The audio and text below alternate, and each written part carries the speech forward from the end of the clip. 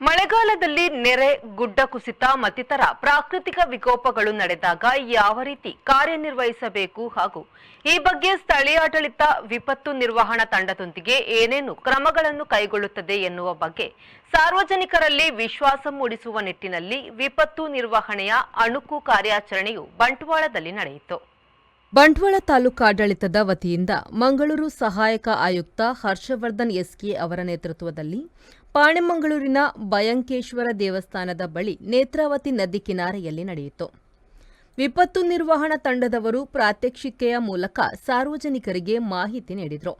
ಈ ಸಂದರ್ಭ ಸಹಾಯಕ ಆಯುಕ್ತ ಹರ್ಷವರ್ಧನ್ ಅವರು ಸುದ್ದಿಗಾರರೊಂದಿಗೆ ಮಾತನಾಡಿ, ಕಳೆದ 45 ದಿನಗಳಿಂದ ಪ್ರಾಕೃತಿಕ ವಿಕೋಪದ ಬಗ್ಗೆ ನಿರಂತರವಾಗಿ ಸಭೆಗಳು ನಡೆಯುತ್ತಿದೆ.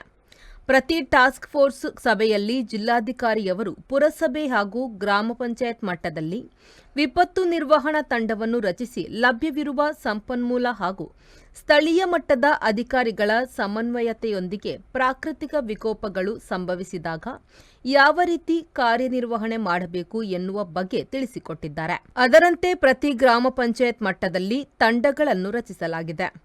ಪುರಸಭೆ, ನಗರಸಭೆಗಳ ವ್ಯಾಪ್ತಿಯಲ್ಲಿ ವಲಯಗಳನ್ನು ರಚಿಸಿಕೊಂಡು ಅಲ್ಲಿ ಅಗತ್ಯ ವಾಹನಗಳು, ಜೀವರಕ್ಷಕ ಸಾಧನಗಳನ್ನು ಸಂಗ್ರಹಿಸಿಟ್ಟುಕೊಳ್ಳಲಾಗಿದೆ.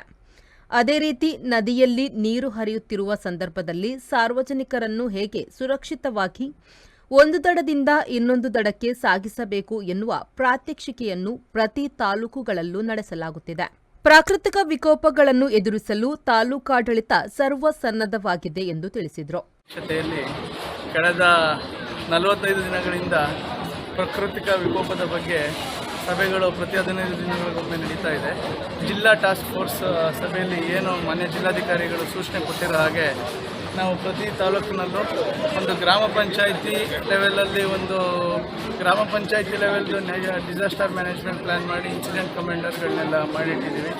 ಗ್ರಾಮ ಪಂಚಾಯಿತಿ ಲೆವೆಲಲ್ಲಿ ಯಾವ್ಯಾವ ಅವೈಲೇಬಲ್ ರಿಸೋರ್ಸಸ್ ಇದೆ ಆ ರಿಸೋರ್ಸ್ಗಳನ್ನ ಯಾವ ರೀತಿ ಉಪಯೋಗಿಸ್ಕೋಬೇಕು ಎಫಿಷಿಯೆಂಟಾಗಿ, ಮತ್ತು ಗ್ರಾಮ ಪಂಚಾಯಿತಿ ಹಂತದಲ್ಲಿರೋ ಎಲ್ಲ ಅಧಿಕಾರಿಗಳ ಜೊತೆ ಸಮನ್ವಯ ಸಾಧಿಸಿಕೊಂಡು ಗ್ರಾಮ ಪಂಚಾಯಿತಿ ಮಟ್ಟದಲ್ಲಿ ಯಾವ ರೀತಿ ನಾವು ಪ್ರಾಕೃತಿಕ ವಿಕೋಪ ಏನಾದರೂ ಸಂಭವಿಸಿದ್ರೆ ಅದು ಮಣ್ಣು ಕುಸಿತ ಆಗಿರ್ಬೋದು ಅಥವಾ ನೀರು ತುಂಬಿಕೊಂಡು ಬಂದು ಮನೆಗಳಿಗೆ ತುಂಬ ಪ್ರಕರಣಗಳಲ್ಲಿ ಯಾವ ರೀತಿ ಕ್ರಮ ವಹಿಸಬೇಕು ಅನ್ನೋದನ್ನು ಜಿಲ್ಲಾಧಿಕಾರಿಗಳ ಹಂತದಲ್ಲಿ ಒಂದು ಸುದೀರ್ಘ ಸಭೆಯಾಗಿ ನಮಗೆಲ್ಲ ಡೈರೆಕ್ಷನ್ಸ್ ಏನು ಕೊಟ್ಟಿದ್ದಾರೆ ಅದ್ರ ಪ್ರಕಾರ ನಾವು ಪ್ರತಿ ಗ್ರಾಮ ಪಂಚಾಯಿತಿಗಳಲ್ಲಿ ತಂಡಗಳನ್ನ ರಚನೆ ಮಾಡಿ ಮತ್ತೆ ಏನು ಪುರಸಭೆ, ನಗರಸಭೆಗಳಲ್ಲಿ ಝೋನ್ಸ್ ಅಂತ ಮಾಡ್ಕೊಂಡಿದ್ದೀವಿ.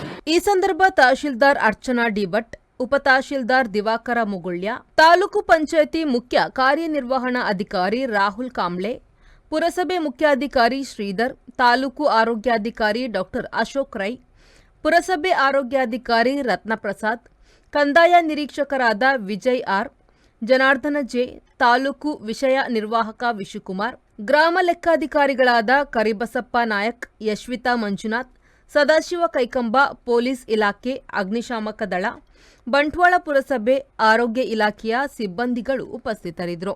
ಸಂದೀಪ್ ಸಾಲ್ಯನ್, ವಿ4 ನ್ಯೂಸ್, ಬಂಟ್ವಾಳ.